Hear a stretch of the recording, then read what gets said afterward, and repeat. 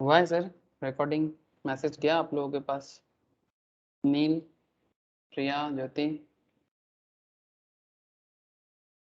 Recording message मिला क्या? Yes okay sir. Okay sir, ठीक है, चलो हम लोग स्टार्ट करते हैं। Good evening to all of you. ऐसे आज अक्षय तृतीया है, ईद भी है, ठीक है सर। तो सर हम लोग फाइनेंशियल मैनेजमेंट में कॉस्ट ऑफ कैपिटल के अंदर इक्विटी कॉस्ट के बारे में बात कर रहे थे। तो दो पॉइंट कुछ बचा कुचा पॉइंट है, तो मैं आज मैक्स बहुत लोग ज्वाइन भी नहीं किया, तो मैं सोचता हूँ कि एक काम करते हैं, जो रेस्ट एरिया है कॉस्ट ऑफ कैपिटल के अंदर इक्विटी, कॉस्ट ऑफ इक्विटी का जो कॉन्सेप्ट चल रहा था, मैं उसमें थोड़ा सा आज आपके साथ डिस्कस कर लेता हूँ। मतलब कॉस्ट ऑफ इक्विटी में आपके साथ मैंने दो मॉडल पे बात कर रहा हूँ। एक मॉडल जो बहुत ही सेलिब्रेटेड मॉडल है, क्या नाम है sir? CAPM, capital asset pricing model, ठीक है। एक है आपका कैपिटल एसेट प्राइसिंग मॉडल, और दूसरा जो मॉडल है उसका नाम है DDA, मतलब DDM, dividend discount model. Sir दोनों मॉडल ही बहुत वाइटल माना जाता है।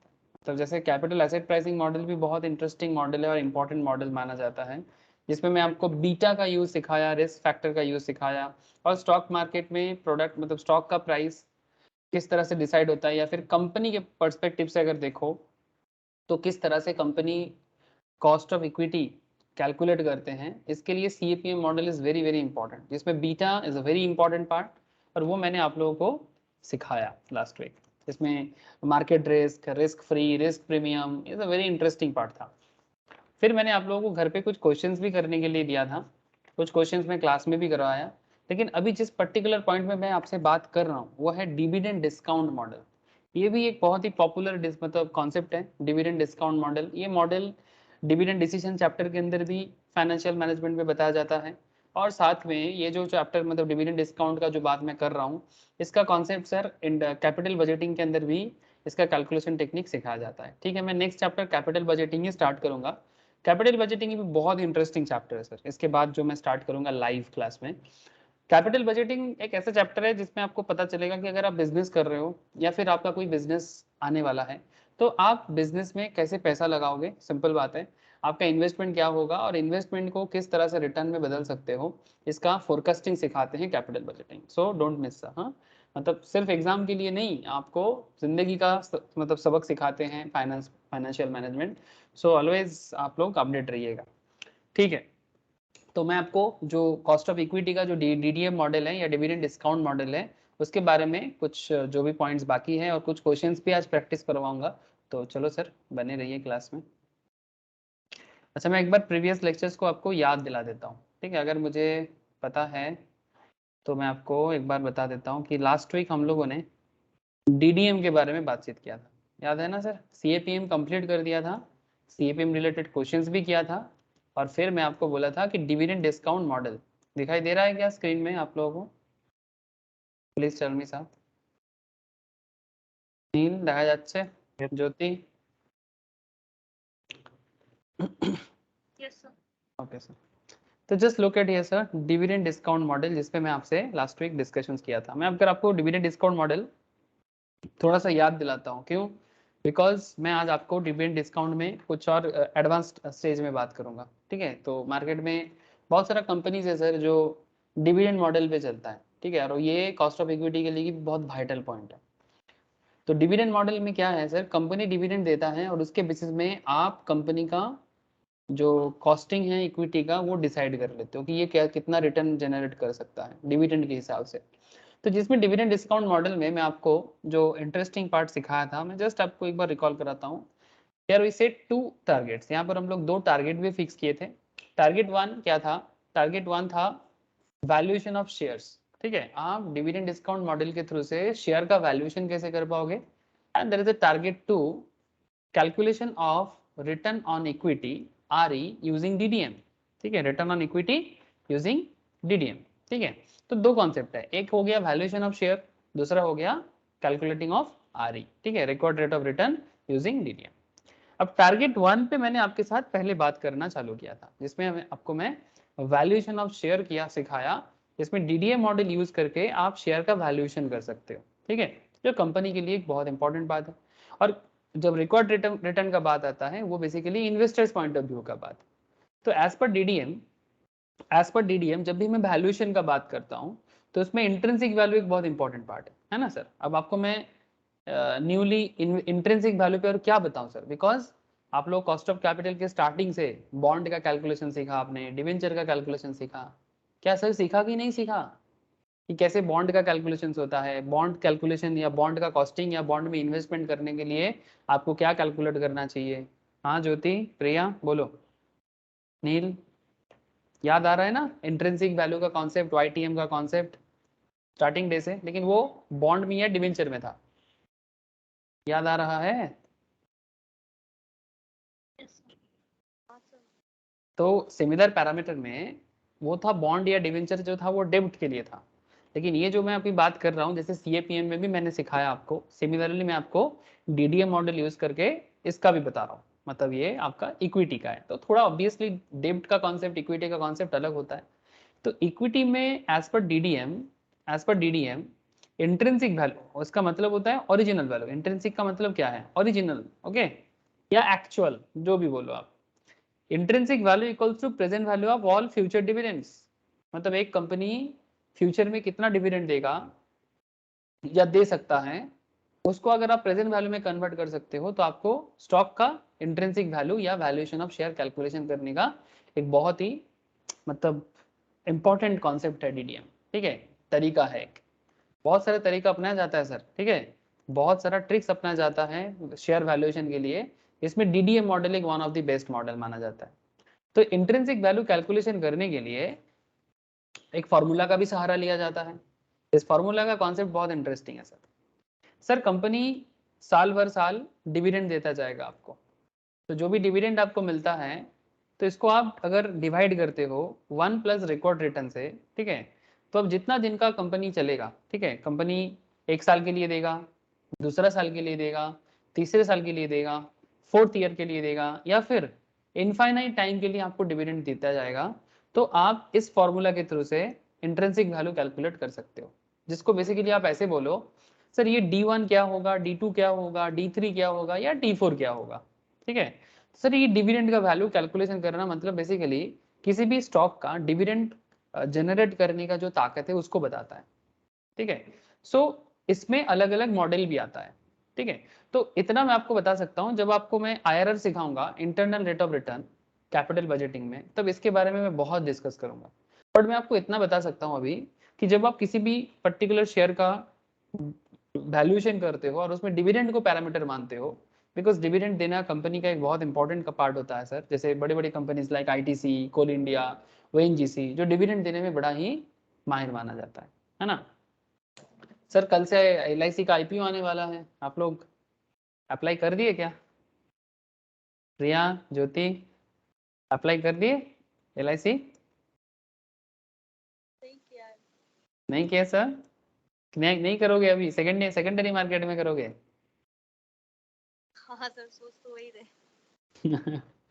अदानी विलमार में अगर किसी ने सोचा था कि सेकेंडरी मार्केट में करूंगा, वो तो पछता रहा है अभी क्योंकि अदानी विलमार तो आप देख ही रहे हो कहाँ से कहाँ पहुंच गया।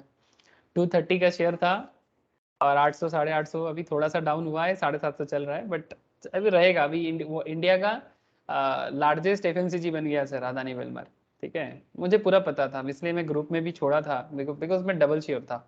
ठीक है, बहुत लोगों को खरीदवाया मैं कि खरीद ले, नहीं तो बाद में पछताएगा। LIC के बारे में मेरा ख्याल अदानी विल्मर जैसा इतना हाई रॉकेटिंग स्काई रॉकेटिंग इतना भी नहीं है, बट खराब भी नहीं है अभी तक। ठीक है, मुझे लगता है कि LIC जाएगा सर, लिस्टिंग गेन करेगा।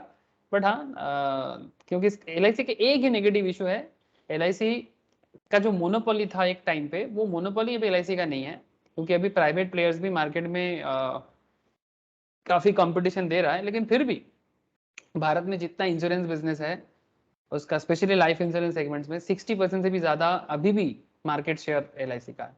तो यही LIC का एक सबसे बड़ा एडवांटेज है sir. Even not just India, even world का भी दुनिया मतलब सब मतलब एक बहुत ही अच्छा इंश्योरेंस बिजनेस माना जाता है, टॉप। ठीक है, तो ठीक है, अगर किसी को सेकेंडरी मार्केट में लेना है वो भी ले सकते हैं।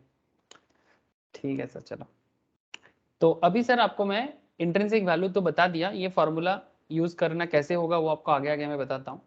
फोरकास्ट ऑफ डिविडेंड और आईआरआर जब सिखाऊंगा तब भी बताऊंगा कि कैसे इस तरह का फॉर्मूला को तोड़ा जाता है। डिविडेंड का फोरकास्टिंग कैसे होता है, देखो इसमें एक है केस वन। केस वन में आपका नो ग्रोथ फार्म आता है, ठीक है, dividend forecasting, forecast of dividend, जिसमें एक नो ग्रोथ फार्म है। नो ग्रोथ फार्म मतलब आप ऐसे बिजनेस के बारे में सोच रहे हो, फार्म मतलब क्या है सर, बिजनेस, ठीक है। तो आप ऐसे बिजनेस के बारे में सोच रहे हो जो बिजनेस, ध्यान से समझिएगा सर, आप ऐसे बिजनेस के बारे में सोच रहे हो जो बिजनेस क्या है सर, ग्रोथ नहीं है, मतलब बिजनेस में अभी ग्रोथ नहीं है, मतलब बेसिकली बिजनेस अपना सैचुरेशन लेवल, इसको बोलते हैं सैचुरेशन पॉइंट, मतलब जितना उसको मार्केट से गैदर करना था अपने टाइम पे वो कर लिया, अभी न्यू अपॉर्चुनिटी वो ढूंढ रहा है या फिर उसे मिल नहीं रहा है, ठीक है। मतलब एक टाइम था जब कंपनी बहुत पैसा कमाया, जैसे आईटीसी, ठीक है, जब सिगरेट का मार्केट बहुत उमदा था तब आईटीसी सिगरेट में बहुत पैसा कमाया, लेकिन आज के डेट में आईटीसी का इनकम तो है बट सिगरेट जैसा प्रॉफिट नहीं है, ठीक है। तो ये आईटीसी को थोड़ा सा चिंता में डाल दिया। तो अभी आईटीसी को आप नो ग्रोथ तो नहीं बोल सकते, ग्रोथ है बहुत, बिकॉज उसका सेगमेंट्स और भी हैं, बहुत सारा और भी सेगमेंट्स है, जैसे मसाला है, एफएमसीजी है, ठीक है, स्टेशन आपका होटल इंडस्ट्रीज है, और इस तरह का काफी सारे इंडस्ट्रीज आईटीसी के पास है। तो आईटीसी का नो ग्रोथ मैं नहीं बोलूंगा बट स्लो ग्रोथ बोलूंगा, ठीक है, नो ग्रोथ नहीं है बट स्लो ग्रोथ है। या फिर कोल इंडिया या ओएनजीसी जैसा बिजनेस, इसका बिजनेस में ग्रोथ एक सर्टेन लेवल तक कांस्टेंट टाइप का ग्रोथ है, ठीक है। तो बात यही है sir, no growth firm, such firm has a 100% पे आउट रेशियो। पे आउट रेशियो मतलब इनके पास अगर जो भी इनकम होता है ये डिविडेंड के तौर पे उसको डिस्ट्रीब्यूट कर देता है, ठीक है। तो 100% पे out ratio, that is DPS equals to EPS, मतलब dividend per share and earning per share equals to perpetuity तक चलेगा। तो नो ग्रोथ फार्म के केस में आपका इंट्रिंसिक वैल्यू कैलकुलेट करने के लिए जो फॉर्मूला है that is EPS divided by RE, मतलब ईपीएस इक्वल्स टू डीपीएस, मतलब dividend per share and earning per share is almost same, and वो परपिचुइटी लेवल तक आपका हो सकता है। परपिचुइटी मतलब जो चलता जाता है लाइफ लॉन्ग, बिकॉज डिविडेंड तो आपको मिलता जाएगा, ऐसे कॉन्सेप्ट पे बनाया गया है। तो intrinsic value of this kind of company जिसका डिविडेंड चलता जाएगा और dividend per share and earning per share same हो जाता है, बिकॉज इसमें नो ग्रोथ है, ठीक है। नो ग्रोथ है तो जो भी कमाएगा वो दे देगा, ठीक है। तो डिविडेंड पर शेयर और earning per share almost same, जैसे रिलायंस जैसे बिजनेस, आपको मैं एक एग्जांपल के तौर पे बताता हूँ। चलो आपको थोड़ा सा मैं फाइनेंशियल एरिया में चलता हूँ, मैं आपको बताता हूँ, ठीक है। बहुत सारा कंपनीज है, जैसे रिलायंस, रिलायंस का क्या क्या क्या बोलोगे, आप लोगों का क्या ख्याल है, रिलायंस ग्रोथ कंपनी है कि नो ग्रोथ कंपनी है? Please tell me sir, Reliance is a growth firm या no growth firm current level में? कोई तो बताए मुझे, क्या लगता है आप लोगों को?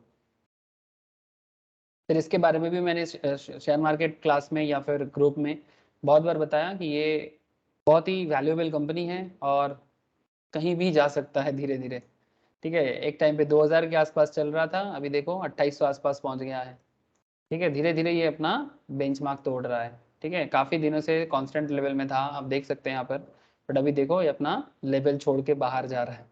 तो ये ग्रोथ फार्म है। क्या आप लोगों को दिखाई दे रहा है? ज्योति, प्रिया, नील, बोलो, क्या आप लोगों को दिखाई दे रहा है रिलायंस?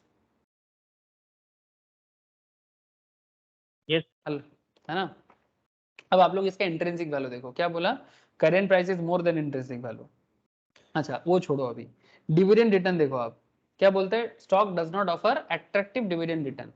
इसका मतलब क्या है कि ये बिजनेस डिविडेंड इतना ज्यादा नहीं देता, क्यों? बिकॉज जो भी प्रॉफिट होता है ना, वो प्रॉफिट वो क्या करता है, बिजनेस पे रीयूज कर लेता है, कैपिटलाइज कर लेता है, ठीक है।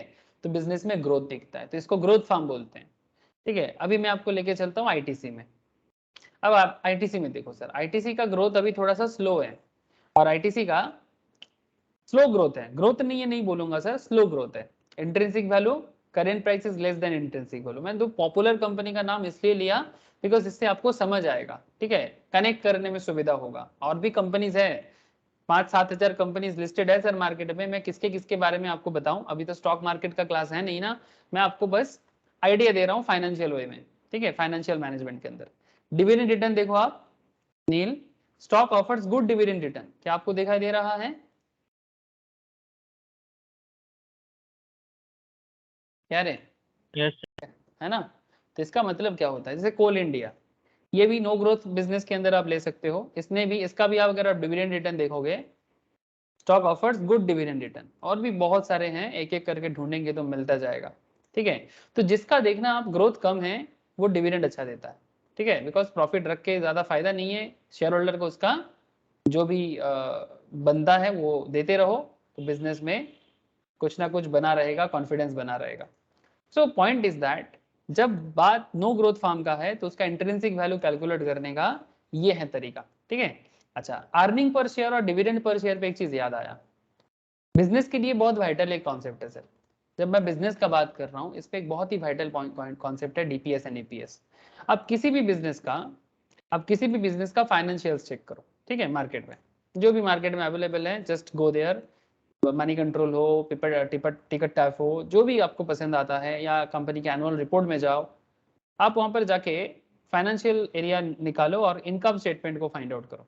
ओके, नील, ज्योति, जब भी आप देखोगे, प्रिया तो देखते रहते हैं, मुझे जितना पता है प्रिया मार्केट में काफी एक्टिव है, तो सर इसका जब भी आप फाइनेंशियल रेवेन्यू देखोगे, इसका रेवेन्यू देखो, रेवेन्यू मतलब सेल, सेल से फिक्स एक्सपेंस वगैरह हटाने के बाद इसका ईबीआईटीडी आता है, डेप्रिसिएशन अमोर्टाइजेशन, फिर यहाँ से इंटरेस्ट हटाने के बाद आपका ईबीआईटी या पीबीआईटी आता है, फिर यहाँ से टैक्स हटाने के, मतलब टैक्स इंटरेस्ट हटाने के बाद पीबीटी आता है, पीबीटी से टैक्स हटाओ तो फिर नेट इनकम आता है। अब यही जो नेट इनकम है दैट इज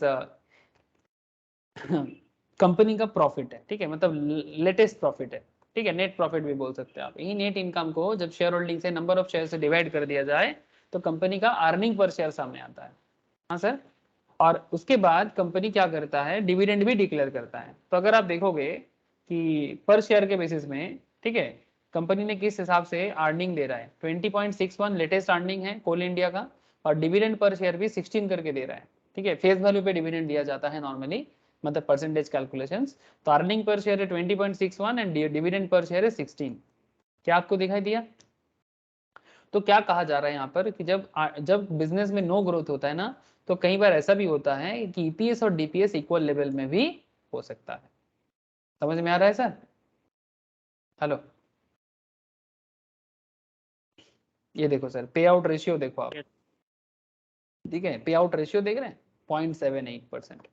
ठीक है, तो ये कंपनी को एनालिसिस एनालिसिस करने का एक तरीका है, जो आपको मैं फाइनेंस के अंदर, कॉस्ट ऑफ इक्विटी के अंदर भी थोड़ा बताया। ठीक है, बाकी जैसे जैसे आप फाइनेंशियल मैनेजमेंट पूरा अच्छे से सीखोगे ना, आपको हर एक चीज एनालिसिस करना धीरे धीरे आ जाएगा। और इसके साथ साथ अगर आप स्टॉक मार्केट फंडामेंटल्स को भी पढ़ते हो, ठीक है, तो भी आपको बहुत अच्छे से समझ में आएगा। बिकॉज अल्टीमेटली फाइनेंशियल मैनेजमेंट को स्टॉक मार्केट लेवल में जब स्पेसिफिक वे में यूज किया जाता है तो वो फंडामेंटल एनालिसिस हो जाता है। और ये दोनों को जब आप, मतलब बेसिकली दोनों का जुगलबंदी जब हो जाएगा ना, मतलब fundamental analysis of stock market, उसके साथ साथ आपको जोड़ना है मतलब फाइनेंशियल मैनेजमेंट, दोनों को जोड़ के जब नॉलेज आप किसी को हासिल होता है ना सर, ठीक है, तो वो बंदे को कौन रोकता है फाइनेंशियल सेगमेंट में? एक्सपर्ट्स वही बन जाते हैं सर। इतना मैं आपको लिख के देता हूँ। ठीक है, चलो सर, आप लोग बहुत कुछ जान रहे हो आजकल। अच्छा, अच्छा, ये तो आपको मैं लास्ट दिन बताया था। अच्छा, स्टॉक ऑफ एक क्वेश्चन दिया था, ये क्वेश्चंस में आपको करवाया था। ठीक है, तो ऐसा ही growth firm, no growth firm, ऐसे ही बहुत सारा चीज। नेक्स्ट मैंने आपको एक पॉइंट बताया था, कांस्टेंट ग्रोथ फार्म। देखो सर, ये एक पॉइंट आपको मैंने बताया था, कांस्टेंट ग्रोथ मतलब ग्रोथ है बट कांस्टेंट ग्रोथ है। ठीक है, अब कांस्टेंट ग्रोथ का भी फॉर्मूला आपको समझाया था। इस केस में क्या होता है, बाकी तो क्वेश्चंस में आपको करवा दिया था। In this case firm is expected to pay dividend which is expected to grow at a constant growth, मतलब ग्रोथ तो है बट एक कांस्टेंट लेवल में ग्रोथ करता है। ठीक है, तो जब फार्म कांस्टेंट लेवल में ग्रोथ करता है तो ऐसे बिजनेस के लिए आपका ग्रोथ क्या है, ग्रोथ पर एनम फॉरएवर, मतलब हमेशा के लिए ग्रोथ होगा, फॉरएवर होगा। तो हेंस इंट्रिंसिक वैल्यू क्या हो जाता है sir, intrinsic value equals to IV0 equals to dividend, जो भी आपका होगा हर साल सिमिलर काइंड ऑफ डिविडेंड होगा, RE माइनस ग्रोथ। ठीक है, मतलब रिक्वायर्ड रिटर्न। ठीक है, रिक्वायर्ड रिटर्न माइनस ग्रोथ, ये फॉर्मूला इस्तेमाल किया जाता है। तो ये कांस्टेंट ग्रोथ मॉडल में यूज होता है। और मैंने आपको कांस्टेंट ग्रोथ मॉडल में एक क्वेश्चंस भी करवाया था क्या, कोई क्वेश्चन सॉल्व करवाया था? यस, मैंने आपको क्वेश्चन सॉल्व सॉल्व नहीं करवाया था क्या? कांस्टेंट ग्रोथ में कोई क्वेश्चंस एग्जांपल्स हुआ था क्या? नहीं, एक्स लिमिटेड एक्सपेक्टेड टू पे, अच्छा नहीं करवाया था सर। चलो मैं अभी बता देता हूँ आपको, 2 क्वेश्चंस एक्चुअली मैंने आपको दिया था करने के लिए। नील ट्राई किया क्या?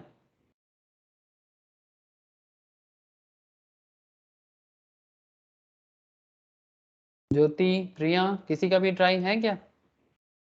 अगर क्लास में थे तो जरूर सोचे होंगे। अच्छा देखो मैं अभी बताता हूँ, क्या आपको क्वेश्चन दिखाई दे रहा है? हेलो, कनेक्टेड है क्या आप लोग? Yes sir. ओके देखो, ये क्वेश्चंस मैंने आपको घर पे करने के लिए दिया था। एक्स लिमिटेड एक्सपेक्टेड टू पे ए डिविडेंड ऑफ ₹5 नेक्स्ट ईयर, ठीक है। एक्स लिमिटेड क्या बता रहा है सर? डिविडेंड पे करेगा ₹5 next year. This is expected to grow at a 4% per annum for ever, ठीक है। 4% पर एनम करके हमेशा के लिए इसका ग्रोथ रहेगा, ये बताया जा रहा है, ठीक है, कंपनी की तरफ से। क्वेश्चन में पूछा, but question ask you, question आपको क्या बता रहा है sir? If equity capitalization rate is 14% per annum, ठीक है, इक्विटी कैपिटलाइजेशन रेट अगर 14% पर एनम है, फाइंड आउट इंट्रिंसिक वैल्यू।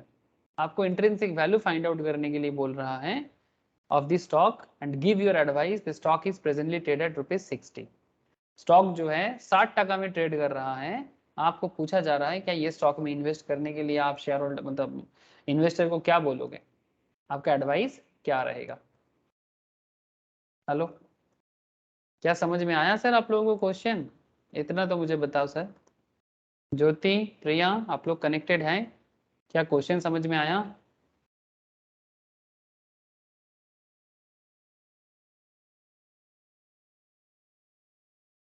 आवाज नहीं है आप लोगों का, ठीक है चलो। अच्छा इंट्रिंसिक वैल्यू, तो इंट्रिंसिक वैल्यू कैलकुलेट करना है और ये एक कांस्टेंट ग्रोथ वाला कंपनी है, ठीक है। एवरी ईयर 4% करके ग्रोथ है, हर साल 5% करके डिविडेंड बोला है, ठीक है। तो आपका IV0 क्या हो जाएगा नील, बोल? D1 डिवाइडेड बाई, अभी अभी फॉर्मूला बताया, जस्ट मैंने आपको फॉर्मूला सिखाया, D1 divided by RE minus G, yes ना? किरे नील बोलो, डिविडेंड डिवाइडेड बाई 0.14 इज क्या है sir? Expected rate of return, जो इक्विटी कैपिटलाइजेशन रेट है, ठीक है। तो मार्केट में जो रिटर्न है वही कंपनी के लिए क्या है? कॉस्ट है, ठीक है। तो रिकॉर्ड रिटर्न 0.14 है और यही कंपनी का कॉस्ट भी बन जाता है। यहाँ से आपको ग्रोथ को हटाना है, तो 4% ग्रोथ का मतलब क्या है? 0.04, ठीक है। सबको अपन पॉइंट में कन्वर्ट कर दिए। तो अच्छा सॉरी, मैं एक काम करता हूँ, मैं यहाँ पर फॉर्मूला लिखता हूँ और फिर डेटा को लिखता हूँ। RE माइनस जी, ठीक है, RE माइनस जी। तो अभी पुट करते हैं यहाँ पर, तो D1 का क्या हो जाएगा? 5 डिवाइडेड बाई 0.14 माइनस 0.04, ठीक है। 5 डिवाइडेड बाई 0.14 माइनस 0.04, तो 5 डिवाइडेड बाई 0.14 माइनस 0.04 मतलब हो जाता है कितना होगा रे? करके देखे सर, 50 आएगा, 50। तो ये इसका इंट्रिंसिक वैल्यू है और मार्केट में चल रहा है कितने का नील, कत करे चलছে मार्केटे?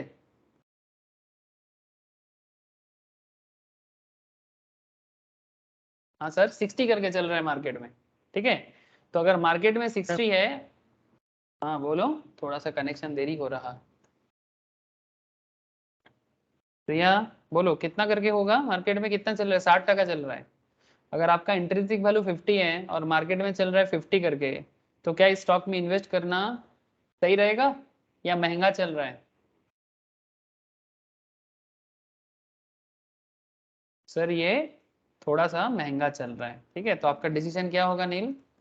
सिंस P0 मतलब market price that is 60 is greater than IV0, मतलब आपका मार्केट में जो चल रहा है वो इंट्रिंसिक वैल्यू से ज्यादा है। तो स्टॉक क्या है? The stock is over priced, okay, over priced है, जरूरत से ज्यादा दाम चल रहा है। एंड क्या बोलोगे इन्वेस्टर को? Should not be purchased and should not be purchased. This is a type of calculation of share market. ठीक है, शेयर मार्केट में कंपनी को समझने का ये भी एक तरीका है। ठीक है, शुड नॉट बी परचेस्ड। एक जमाने में बहुत फेमस हुआ करता था, आज भी जरूरत पड़ने में ये मॉडल यूज किया जाता है। देयर आर और भी वेराइटीज ऑफ मॉडल है सर, और भी बहुत सारा मॉडल आजकल अपनाया जाता है। जैसे आपको मैं CAPM सिखाया, ये DDM बता रहा हूँ।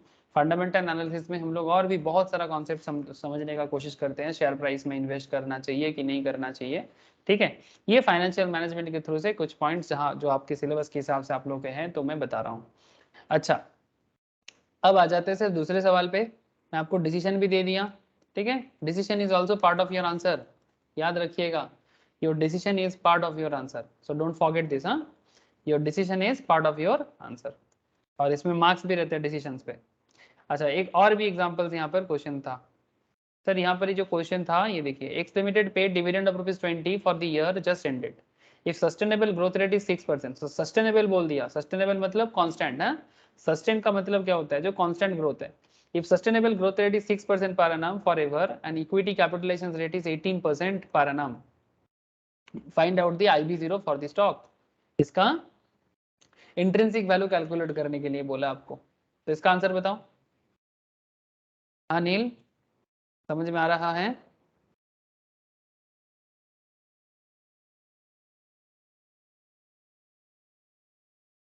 Yes sir. तो इसका IB0 सिमिलर कॉन्सेप्ट में निकल जाएगा, D1 divided by RE minus G। आपका D1 कितना है, 20 करके। ठीक है, अच्छा D1 आपका 20 है, लेकिन ये तो आपका बोला है पेड डिविडेंड ऑफ ₹20, परसेंटेज नहीं बोला। ठीक है, एस्टिमेटेड पेड डिविडेंड ऑफ ₹20, क्या क्वेश्चन में बोला था? Estimated paid dividend of ₹20 for the year just ended if sustainable growth rate is 6%। अच्छा, इस साल 20 साल में एंड हुआ, पॉइंट टू बी नोटेड। हाँ नील, इसमें थोड़ा सा ध्यान दे। प्रिया देखो, क्या बोला है कि 20 आपका डिविडेंड जस्ट एंड हुआ, तो आपको नेक्स्ट ईयर का बताया जा रहा है। If sustainable growth rate is 6% per annum forever and equity capitalization rate is 18% per annum, find out intrinsic value of the stock. Okay, so 20 is your last year end में हुआ है, तो अभी नेक्स्ट ईयर में आपको कितना देगा, 6% growth के साथ आएगा। तो 20 इसके साथ इंटू कर दो। मजा देखो इसका, क्योंकि ईयरली ग्रोथ है, तो लास्ट ईयर में 20 था, तो इस बार कितना हो जाएगा, 20 इंटू 1.06, है ना। 6% का मतलब क्या है, 1 टका लगाने से 1 टका 06 पैसा, तो 20 इंटू 1.06 करो सर। ठीक है, 6% एक्स्ट्रा, तो 20 इंटू 1.06 डिवाइडेड बाई आरी का कितना दिया था, आरी 0.18, 18% था, 0.18, और ग्रोथ कितना है 6% का, तो आप ऐसे बोलो 0.06। ठीक है, तो इसको कैलकुलेट करने से कितना आएगा सर, ये हो जाता है 210.2, और ये हो जाएगा 0.12। ठीक है, तो 210.2 इससे 0.12 से डिवाइड करने से आ जाता है सर 176.67। करके देखिएगा सर एक बार, मैंने यही करके देखा और मेरा आ रहा है 176.67। बताइएगा सर। नील बोलो, प्रिया, ज्योति का आवाज नहीं आ रहा है, बोलो सर, आया क्या ये आंसर? 176.666 हाँ सर, सर एग्जैक्टली 66666 का मतलब ही होता है 67। ठीक है, तो आपको यहाँ पर पूछा नहीं था डिसीजन देने के लिए, कुछ नहीं पूछा था आपको। ठीक है, so you don't need to make any decision here. ठीक है, आपको कोई डिसीजन यहाँ पर नहीं लेना है, जस्ट आपको इंट्रिंसिक वैल्यू बताना था, आपने बता दिया। ठीक है, आपको डिसीजन बताना था, आपने बता दिया। चलो बढ़िया है, तो ये एक क्वेश्चन था, हम लोगों ने लास्ट वीक बताया था आपको, तो करा दिया। अब आपको मैं नेक्स्ट पॉइंट में लेके चलता हूं सर। नेक्स्ट पॉइंट क्या है sir? Next is dividend discount model पे एक और एक अप्रोच है, जिसको हम लोग केस 3 से हिसाब से लिखेंगे। चलो सर लिखते चलो मेरे साथ साथ। FM क्लास मतलब लिखना समझना दोनों एक साथ होता है। There is another case, case 3 के नाम से इसको याद कर सकते हो आप। इसका नाम है सर मल्टीपल ग्रोथ DDM। नील लिखना स्टार्ट कीजिएगा, प्रिया, मल्टीपल ग्रोथ DDM। ठीक है, अब आपको मैं जो शेयर के बारे में सिखाने जा रहा हूँ, इसमें ग्रोथ कैसा है, मल्टीपल ग्रोथ है। ठीक है, मतलब क्वेश्चन मतलब कॉन्सेप्ट लिखो, एग्जांपल लिखो, समझ में आएगा।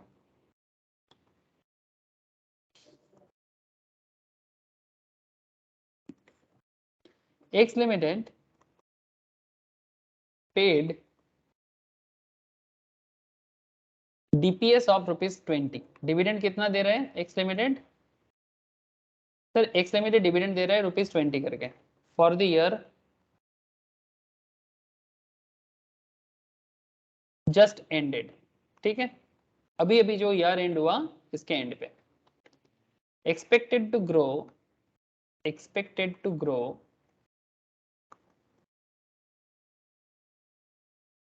at 14 at the rate 40%। कितना करके सर? 40% पर एनम का ग्रोथ है। बहुत ही बढ़िया ग्रोथ है सर कंपनी का। ठीक है, 40% per annum at the rate 40% for 3 years. Coming 3 years में इसका ग्रोथ रेट बहुत हाई है, 3 साल का 40%। बट बियॉन्ड 3 इयर्स, 3 साल बाद बियॉन्ड 3 इयर्स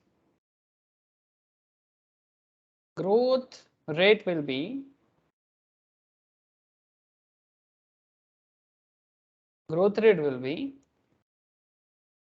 4% पर annum। कम हो गया सर, मल्टीपल ग्रोथ है। तो पहला 3 साल में 40% का डिविडेंड था ग्रोथ का एवरी ईयर, उसके बाद ग्रोथ रेट कम होके 4% का हो गया, 4% पर annum फॉरएवर। फॉरएवर अब जितना दिन कंपनी रहेगा 4% का ग्रोथ देगा, यही कंपनी का ऑफर है। If equity capitalization, okay sir, if equity capitalization rate is 14% per annum, find out the value of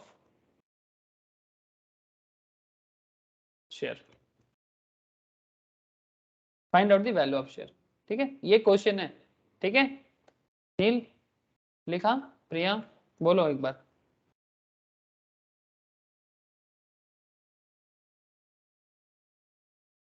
क्या रे नील, माइक्रोफोन इशू है, आई अंडरस्टैंड, माइक्रोफोन या नेटवर्क इशू हो सकता है, बट क्या लिख लिया? हाँ ना, क्या मुझे समझ में आ सकता है? बोलो एक बार, मैं सोल्यूशन की तरफ बढ़ रहा हूँ फिर। Yes sir. ठीक है, ओके। अच्छा, तो क्वेश्चन तो समझ में आ गया सर। तो ये क्वेश्चन देख के आपको एक चीज तो समझ में आ गया कि इसमें दो बार ग्रोथ किया है डिविडेंड का, एक बार 40% का, एक बार 4% का। 40% 3 साल के लिए, उसके बाद 4% फॉरएवर के लिए। और कंपनी का इक्विटी कैपिटलाइजेशन का रेट, मतलब मार्केट में रिटर्न प्रोवाइड करने का रेट है 14%। तो कंपनी का कॉस्ट है वो। ठीक है, तो अभी आपको वैल्यू ऑफ शेयर कैलकुलेट करने बोला है, तो बहुत ही इंटरेस्टिंग है। ठीक है, तो दिस इज अ, देखो sir, this is a question of 2 stage DDM, मतलब इसमें डिविडेंड डिस्काउंट का 2 स्टेज डीडीएम मॉडल है ये। ठीक है, 2 स्टेज में डिविडेंड का ग्रोथ हुआ है। द एंटायर मैकेनिज्म, ठीक है, the entire mechanism of solving it, मतलब इसका पूरा सॉल्व करने का जो तरीका है, the entire mechanism of solving it is picturise. चलो मैं थोड़ा सा आपको पिक्चराइज करता हूँ, पिक्चराइज्ड बिलो। ठीक है, थोड़ा मैं आपको पिक्चराइज करता हूँ।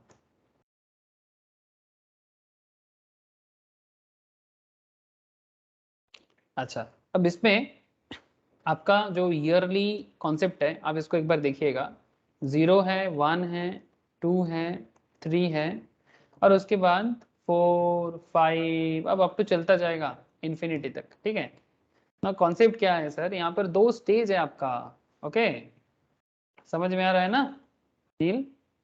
There is a 2 stage, up to 3 years there is a stage, and 3 years के बाद एक दूसरा स्टेज है ना। ठीक है, तो जैसे अगर मैं आपको 3 इयर्स तक का बात करूं, तो आपका डिविडेंड का ग्रोथ कितना है? Growth equals to 40%। This is your stage 1, dividend growth का स्टेज 1 है ये। फिर ग्रोथ जो है वो है 4% का, बट इसमें आपका स्टेज 2 आ जाता है, इसमें आपका स्टेज 2 आ जाता है। तो 0, 1, 2, 3, 4, 5 अप टू इन्फिनिटी तक, मतलब 4th 5th year up to infinite time तक आपका ग्रोथ 4% ही रहेगा। तो यहाँ पर आपको जो डिविडेंड आप प्रोवाइड कर रहे हो, ठीक है, dividend 1, dividend 2, dividend 3, dividend 4, dividend 5 up to infinite तक। ठीक है, अब आपको क्या करना है सर, आपको स्टेज 1 का IV0 चाहिए, ठीक है, और आपको स्टेज 2 का IV0 चाहिए। तो क्या करना होगा, बहुत ही सिंपलिस्टिक वे में आप इसको सॉल्व कर सकते हो इफ यू वांट। ठीक है, तो आपको क्या करना है, डिविडेंड 1 जो आपको 1 साल बाद कंपनी प्रोवाइड कर रहा है, जो डिविडेंड 2 आपको 2 साल बाद प्रोवाइड कर रहा है, डिविडेंड 3 जो आपको 3 साल बाद कंपनी प्रोवाइड कर रहा है। सिमिलरली ये स्टेज 1 के लिए है, this is for stage 1। Similarly आपको स्टेज 2 के लिए भी करना चाहिए, सेम कॉन्सेप्ट में आपको स्टेज 2 के लिए भी करना चाहिए। जो डिविडेंड आपको 4th ईयर के एंड में मिल रहा है, जो डिविडेंड आपको 5th ईयर के एंड में मिल रहा है, इसको आपको आज में कन्वर्ट करना है। इनफाइनाइट टाइम तक आपको जो भी डिविडेंड मिल रहा है इसको आपको आज में कन्वर्ट करना है। ठीक है, तो चलो मैं आपको कैलकुलेशन करके दिखा देता हूँ। ठीक है, स्टेज 1 स्टेज 2 का। क्या आपने यहाँ तक कर लिए? देव, नील बताना, हो गया? प्रिया? Yes sir. चलो अब मैं आपको कैलकुलेशन करके बता देता हूँ। तो स्टेज 1 जो है हमारे क्वेश्चन में, सिचुएशंस में, stage 1 is a high growth period, है ना सर? स्टेज 1 क्या है? High growth period. ठीक है, ये हाई ग्रोथ पीरियड है, मतलब कंपनी इस पीरियड में बहुत ही जबरदस्त ग्रोथ करेगा, कंपनी को पता है। सो कंपनी का मार्केट डिमांड कंपनी को ये समझा देता है। तो फर्स्ट 3 इयर्स ये कंपनी का हाई ग्रोथ ईयर है। Years dividend and present value at 14%। ठीक है, प्रेजेंट वैल्यू एट 14%, मतलब 14% क्या है? कैपिटलाइजेशन रेट है, मतलब कॉस्ट ऑफ इक्विटी है कंपनी की तरफ से। ठीक है, जो मार्केट से वो रिटर्न जनरेट कर सकता है, ये आपको बता दिया। तो उसी रेट में आपको प्रेजेंट वैल्यू में कन्वर्ट करना है। ठीक है, ये आपको मैं, ये जो कॉन्सेप्ट मैं अभी आपको बताने जा रहा हूँ ना, ये कॉन्सेप्ट आपको मैं इसके बाद जो कैपिटल बजटिंग पढ़ाऊंगा वहां पर भी सेम कॉन्सेप्ट आएगा। तो यही कॉन्सेप्ट में ये भी अभी सीख लो थोड़ा सा। कैपिटल बजटिंग चैप्टर के अंदर आपको ये से चीज और डिटेल्स में पता चलेगा। वहां पर उसको एनपी भी कहा जाता है, नेट प्रेजेंट वैल्यू। तो very interesting concept sir, business perspective में बहुत इंपॉर्टेंट माना जाता है। 3 साल का बात है। अच्छा, आप मुझे एक चीज बता दो सर, कि आपके बिजनेस में आपका डिविडेंड का परसेंटेज कितना था? हाँ, डिविडेंड का परसेंट, डिविडेंड कितना था पर शेयर? देखो एक बार, ₹20 था ना? हेलो नील, कत আছে রে ডিভিডেন্ড? 20 টাকা। हेलो, डिविडेंड 20 है ना सर? सही अब आपको दिखाई दे रहा है सर, डिविडेंड 20 का है। अब 20 में अगर 40% का ग्रोथ आ जाता है, ठीक है, जब 20 में ग्रोथ 40% का हो तो आपका डिविडेंड ईयरली बढ़ता जाएगा। ठीक है, तो वही चीज आपको यहाँ पर पुट करना है ग्रोथ के साथ। तो 20 जो डिविडेंड चल रहा है, अगर ये 40% में बढ़ता है तो 20 का 40% होता है 8। ठीक है, तो आपका डिविडेंड हो जाएगा फर्स्ट ईयर में 28। ठीक है, ईयर 1 में आपका डिविडेंड हो जाएगा फर्स्ट ईयर में 28। सेकेंड ईयर में आपका डिविडेंड क्या हो जाएगा, जितना ये 28 चल रहा है इसका 40% बढ़ाओ। ठीक है, इसका 40% और बढ़ाओ, 28 प्लस 40% प्लस इक्वल्स टू, मारो कैलकुलेटर में 39.2। ठीक है, आप करके देख सकते हो। 28 into 40% plus equals to, sorry मतलब एक्चुअली 28, सॉरी 28, इसका अगर मैं 40% निकालूं तो कितना होता है? 28 का 40%, 11.2। अब 11.2 प्लस 28 कितना हो गया? 39.2 आया ना? तो इसी तरह से आपको नेक्स्ट भी करना है। 39.2 आपका आया, इसका 40% बढ़ा दो सर, 39.2 का 40%, तो इसका भी आप 40% कर दो। 15.68 प्लस कर दो 39.2, 54.88। ठीक है, 54.88. नील कनेक्टेड आशीष? हाँ सर। ओके ठीक है, एक्चुअली बीच बीच में आवाज कट रहा है इसलिए मैं बार बार थोड़ा सा पूछ ले रहा हूँ, क्योंकि आज तरह नेटवर्क इश्यूज भी हैं, प्रिया का कनेक्शन भी कभी कभी मिलता नहीं है। ठीक है, तो 28, कोई डाउट होगा तो व्हाट्सएप कीजिएगा, ठीक है, अगर मैं बातचीत नहीं हो पाता है तो। ठीक है,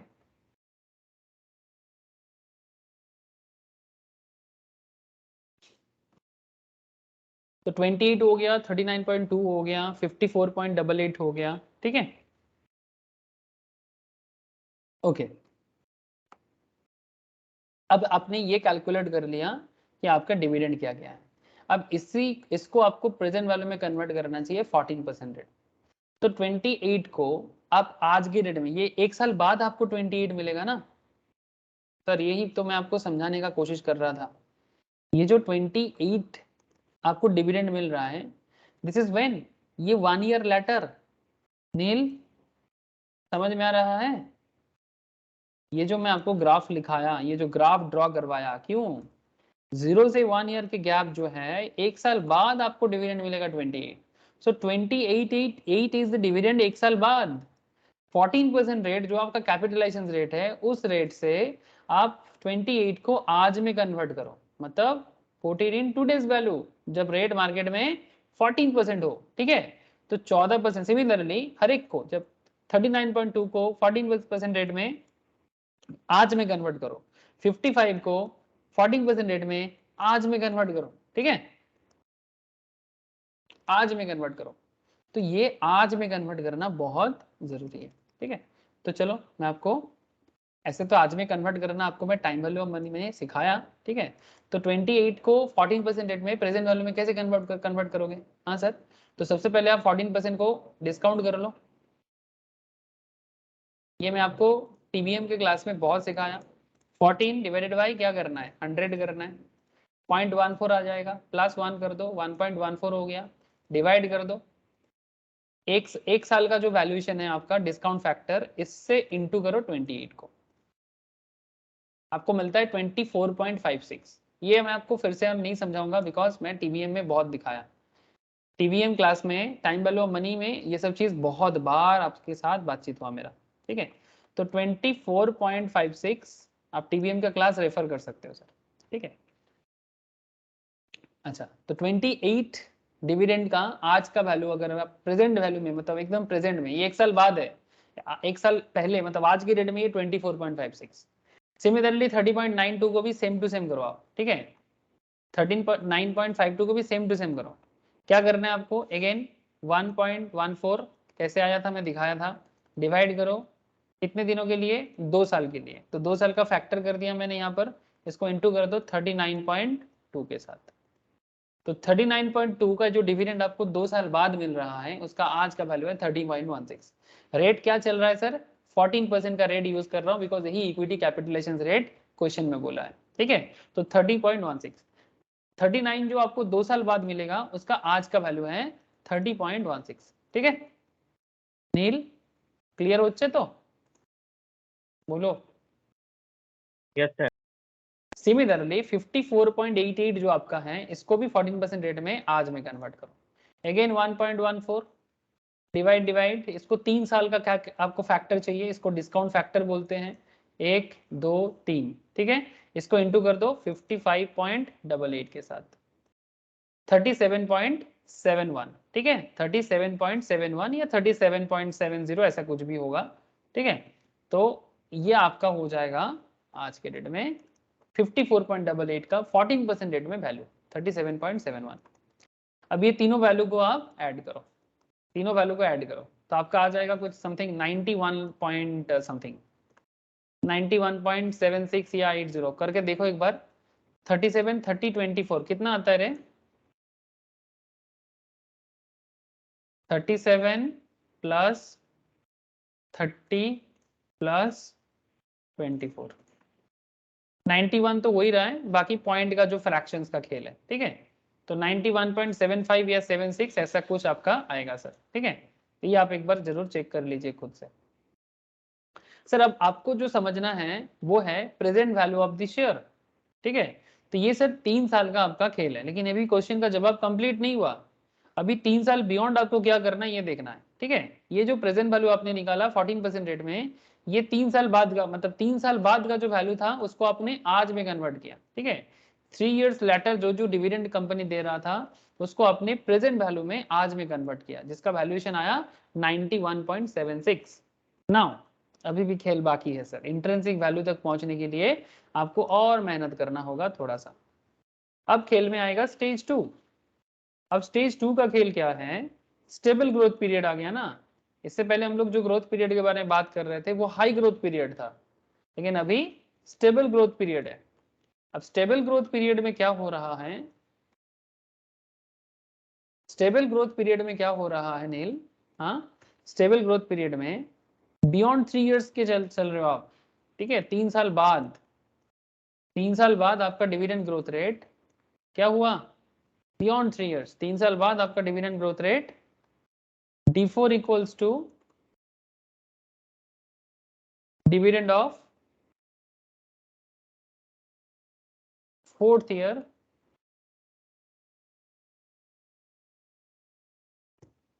$54.88 इंटू 1.04, ठीक है, मतलब 4% करके ग्रोथ है, ठीक है। आपको पता है ना, आपका 3rd ईयर के बाद आपका ग्रोथ रेट 4% का ग्रोथ रेट है। हाँ, ये देखो मैंने आपको यहीं पर समझा दिया था, इसी जगह में मैंने आपको समझा के रखा था। Look at this, growth rate 4% है 3 साल के बाद, तो वही आप यहाँ पर कर रहे हो, ठीक है नील। Yes sir. तो 54.88 इंटू 1.04 कितना हो जाएगा, हाँ सर। ओके प्रिया, 57.07, 57.07। तो ये आपका 4th ईयर का डिविडेंड हो गया। अच्छा, सिमिलरली अभी आपको थोड़ा सा और आगे बढ़ाते हैं। देयरफॉर आपका प्राइस 3rd ईयर के बाद क्या प्राइस हो रहा है आपका, वो आप पहले देखो, ठीक है। प्राइस का क्या खेल हो रहा है आपका, आपका जो 4th ईयर का डिविडेंड है डिवाइड करो इसको रिकॉर्ड रिटर्न माइनस मतलब कैपिटलाइजेशन रेट माइनस ग्रोथ से, मतलब 57.07 डिवाइडेड बाय 0.14 माइनस 0.04, ठीक है, जो ग्रोथ रेट है। अगर आप ऐसा करते हो तो आपको मिलता है, देखो आप एक बार 570, ये प्राइस आएगा आपका 570.7, ठीक है। ये आपका प्राइस आएगा किसका, 4th ईयर की, मतलब 3rd ईयर में, मतलब फिजिकली प्राइस मतलब P3, ठीक है। इसको हम P3 इसलिए बोल रहे हैं, ठीक है, इसको हम P3 इसलिए बोल रहे हैं सर बिकॉज ये आपका वो प्राइस रेंज आ रहा है शेयर का जो आपका 3rd ईयर के बाद आ रहा है, ठीक है। 4th ईयर में, मतलब 4th ईयर में जाके आ रहा है। यस सर, 570.7, देखो ये इस तरह से आपका आ जाएगा, जो आपका लेटेस्ट प्राइस ग्रोथ रेट के बाद आया है डिविडेंड का, उसी रेट से मैंने इसको डिवाइड किया, ठीक है। कांस्टेंट ग्रोथ आ गया ना, अब कांस्टेंट ग्रोथ का तो फॉर्मूला ही है ना, कांस्टेंट ग्रोथ का फॉर्मूला तो यही है सर, ठीक है। तो कांस्टेंट ग्रोथ का फॉर्मूला जैसे ही हमें मिल गया, अब मैं अभी क्या करूंगा सर, इसको प्रेजेंट वैल्यू ऑफ P3 करूंगा सर। तो प्रेजेंट वैल्यू ऑफ P3 कैसे आएगा, 570.7 जो आया सर, इसको डिस्काउंट करो 1.14 में, मतलब 14% रेट में 3 साल के हिसाब से, ठीक है। तो प्रेजेंट वैल्यू ऑफ P3 जो आपका आ रहा है, ठीक है, इसको आप प्रेजेंट वैल्यू में कन्वर्ट करो, मतलब क्या होगा, 14% रेट में 14% का जो खेल है आपको तो पता ही है, 14 डिवाइडेड बाई 100 प्लस 1.14, इसको डिवाइड कर दो, ठीक है। इसको डिवाइड करके, अच्छा मुझे एक बार इसको डिलीट करके करना दो सर, एक सेकेंड। 1.14 डिवाइड 1 साल 2 साल 3 साल, जो वैल्यू आया इसको इंटू करो 570 के साथ, 570.7 के साथ 385.21, ठीक है, 385.21 ये जो आ रहा है ये प्रेजेंट वैल्यू आ रहा है। ये तो P3 करंट मार्केट प्राइस आ रहा था, बट ये 3 साल बाद का वैल्यू था, बट हमें इसको प्रेजेंट में कन्वर्ट करना पड़ा कि जो 14% का रेट चल रहा है उस रेट से अगर आज के डेट में कन्वर्ट करें तो आएगा 385.21, जो 3 साल बाद 570 है वो आज के डेट में 385 है, जब मार्केट कैपिटलाइजेशन रेट 14% है, ठीक है, या फिर कंपनी का स्टॉक कॉस्ट ऑफ इक्विटी 14% है। तो फिर इसका इंट्रिंसिक वैल्यू का क्या खेल होगा सर, IV0 हो जाएगा स्टेज 1 प्लस स्टेज 2। स्टेज 1 में जो वैल्यू आया था और स्टेज 2 में जो आपका वैल्यू आया, ठीक है, ये दोनों को आप ऐड कर दो। स्टेज 1 में आपका वैल्यू आया था 91.76 अप्रोक्स और स्टेज 2 में आया आपका 385.21। इन दोनों वैल्यू को आप ऐड करो। ऐड करने से कितना आ रहा है, हाँ एक बार चेक करें ना, 385 जो आया इसके साथ ऐड करो 91.76, या फिर कुछ भी थोड़ा बहुत इधर उधर हो सकता है पॉइंट के ऊपर बेस करके। 476.97 आ रहा है क्या, 476.97। अरे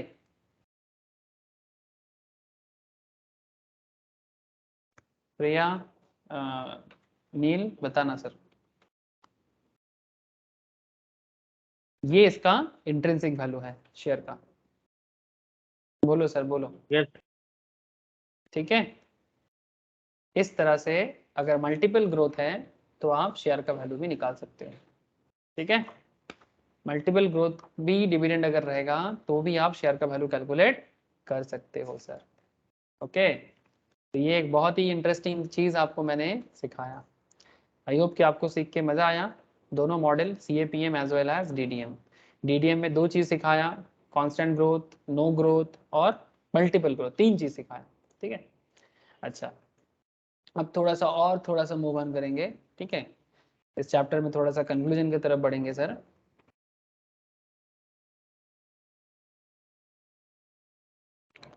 सर टारगेट 2 था एक, मतलब हम लोग यहाँ पर 2 चीज कर रहे हैं, एक शेयर वैल्यू कैलकुलेट कर रहे हैं और दूसरा हम लोगों को टारगेट 2 भी एक था ना हम लोगों का।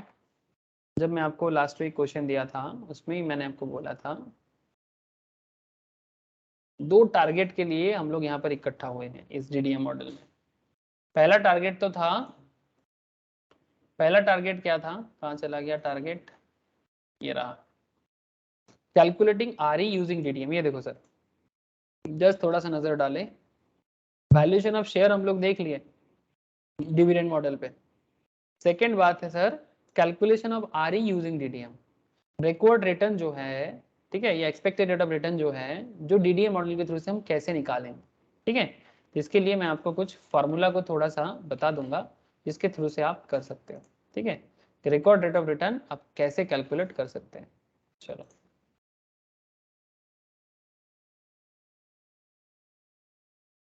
तो लिखिए सर मेरे साथ साथ, टारगेट 2, हेडिंग कर दीजिए target 2, calculation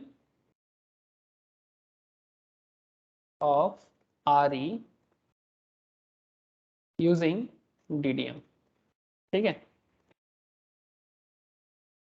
we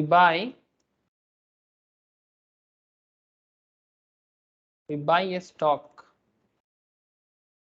at P0 and we have a certain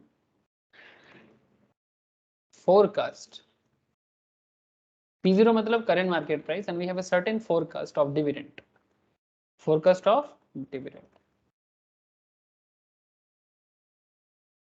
We have a certain forecast of dividend.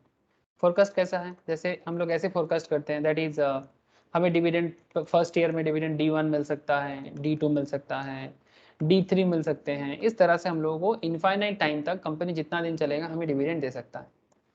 If we calculate, point to be noted sir, अभी थोड़ा सा आगे चलते हैं फिर समझ में आ जाएगा। If we calculate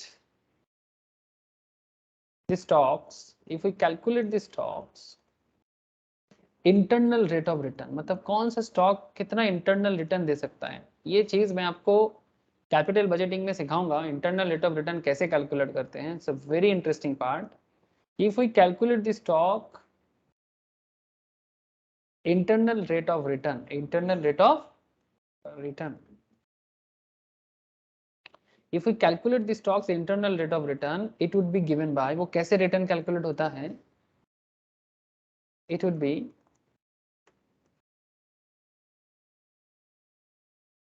given by outflow equals to inflow।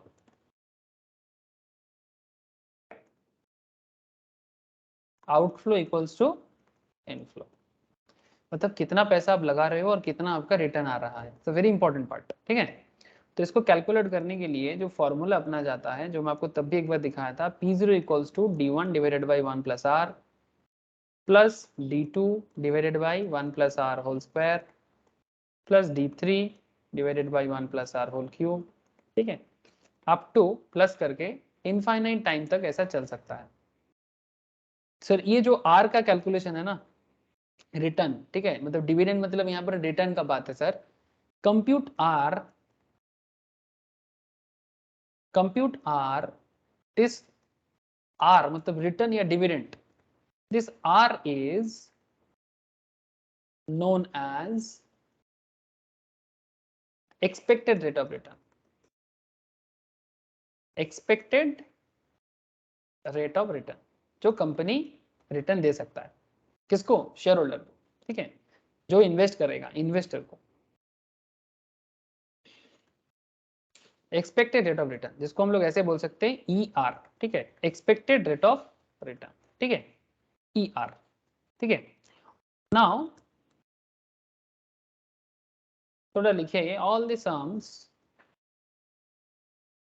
in our curriculum, in our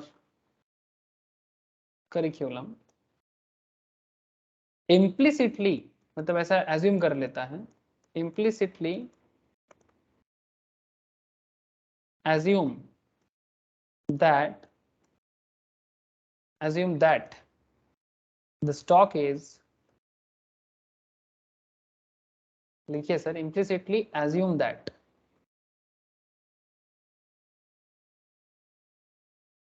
the stock is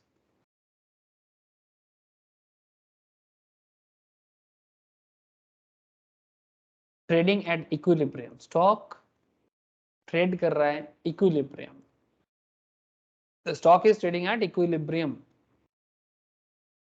that is P0 equals to IV0, मतलब intrinsic value and market price equal है, ठीक है, but that is not a good thing always, but फिर भी ऐसे exemptions curriculum में, मतलब syllabus wise थोड़ा सा एकेडमिक एंड प्रोफेशनल लेवल में क्वेश्चंस में दिखता है सर, ठीक है। तो P0 equals to IV0, therefore हमारे केस में क्या हो जाएगा, therefore expected rate of return equals to RE, ठीक है, मतलब जो हमारा करेंट मार्केट प्राइस है वही हमारा रिक्वायर्ड रेट ऑफ रिटर्न भी बन जाता है, ठीक है। सो इसके लिए कुछ फॉर्मूला भी बनाया गया है सर, मैं आपको एक बार लिखा देता हूँ।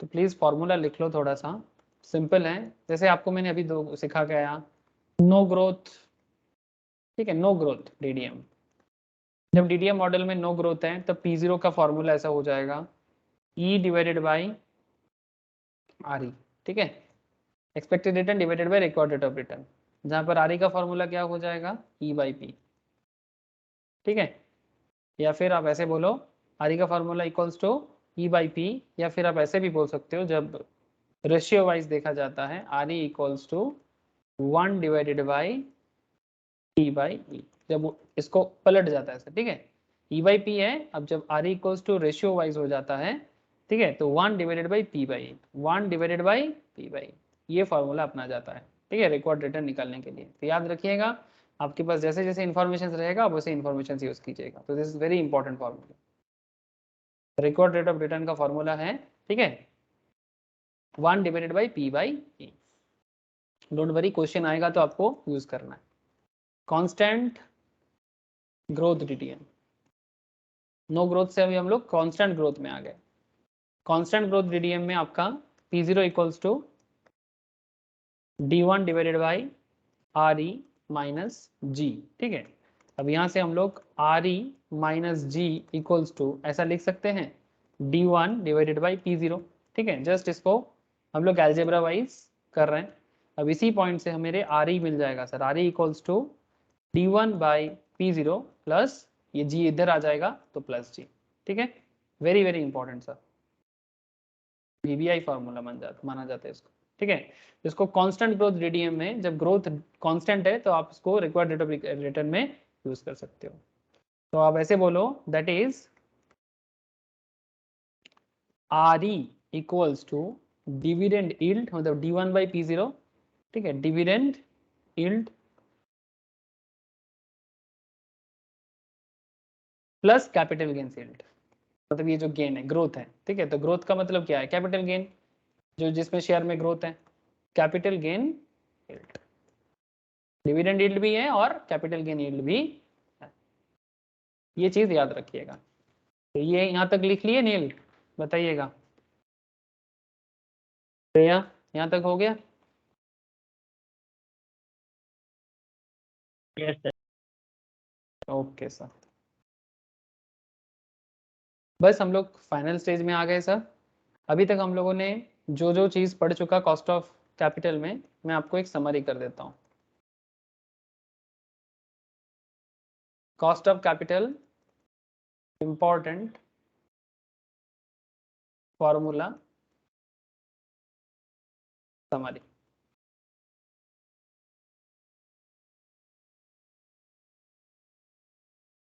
लिख लीजिए sir, cost of term loan, ठीक है। जब आप टर्म लोन लेते हो तो क्या cost of term loan formula क्या होता है, के टी, शॉर्ट में बोलते हैं K T equals to I into 1 - T, ठीक है। अच्छा, जब आप के डी मतलब कॉस्ट ऑफ डिवेंचर करते हो, KT is equal to 1 minus T. I into 1 - T, yes, I into 1 - tax, T for tax. ये तो मैं टर्म लोन में लिखा के रखा ऑलरेडी, एक बार देखना, ठीक है। Cost of debenture Okay. Equals to K D, ठीक है। इसका डिटेल्स में इसका एक कैलकुलेशंस भी करा के रखा। Cost of debenture equals to K D का क्या है, के टी का कॉन्सेप्ट तो आ ही जाएगा, मतलब आई इंटू 1 - टी, बिकॉज क्या है ना, टैक्स आपका इंटरेस्ट सेव करता है, ठीक है।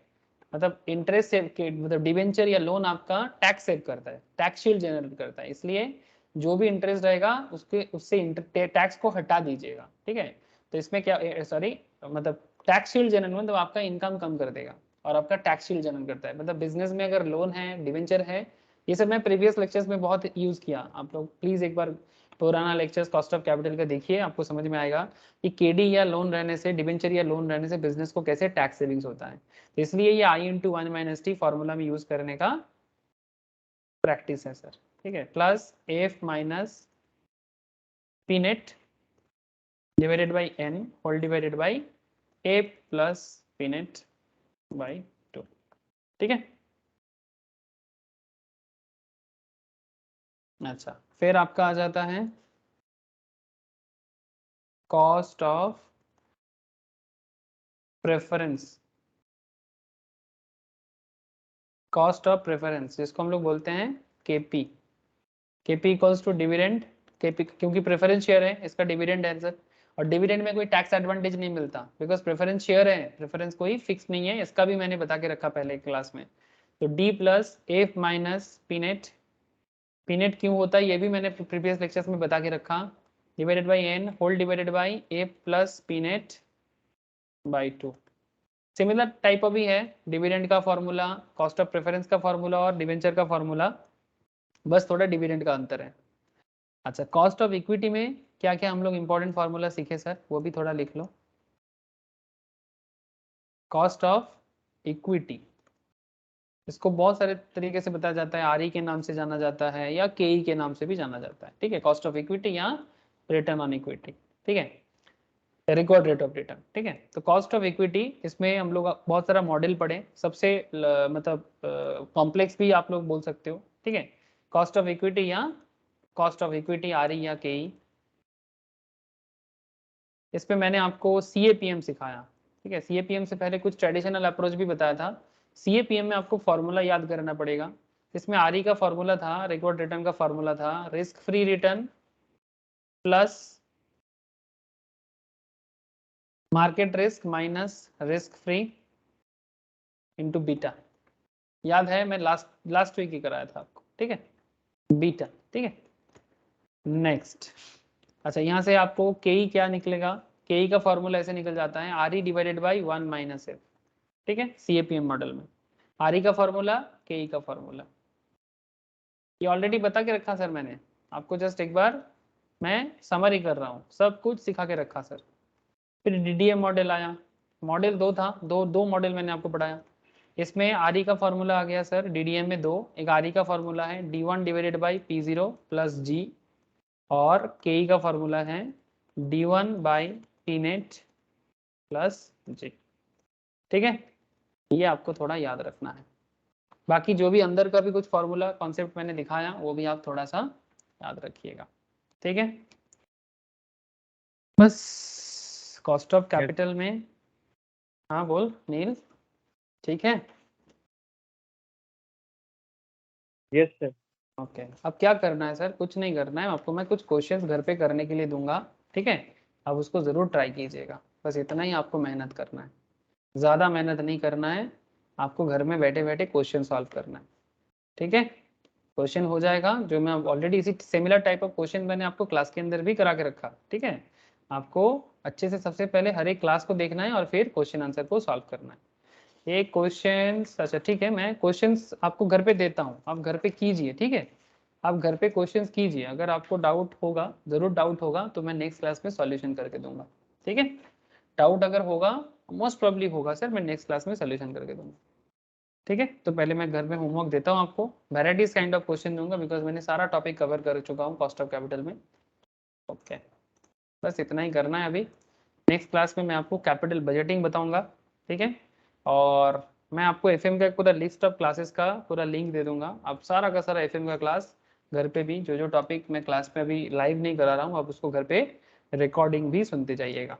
ठीक है, मतलब दोनों तरफ से प्रिपरेशन करते जाइएगा, एक तरफ लाइव एक तरफ रिकॉर्डिंग। जो टॉपिक मैं लाइव कराऊंगा वो घर पे अभी मत देखिए, वो लाइव कीजिए, और जो टॉपिक आपको मैं अभी नहीं करा रहा हूँ आप उसको रिकॉर्डिंग रिविजन्स या फिर न्यूली जिसका बाकी है वो करते रहे।